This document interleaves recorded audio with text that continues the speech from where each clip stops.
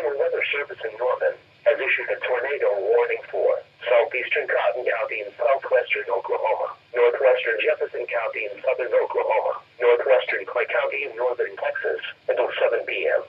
At 6:14 p.m., a confirmed tornado was located near Renlet, moving east at 35 miles per hour. Hazard: damaging tornado and quarter-size hail. Source: weather spotters confirmed tornado. Impact: flying debris will be dangerous to those caught without shelter. Mobile homes will be damaged or destroyed. Damage to roofs, windows, and vehicles will occur. Tree damage is likely. Locations impacted include Burns, Renlet, Hastings, Southern Warwick Lake, Charlie, and Taylor. To repeat, a tornado is on the ground. Take cover now.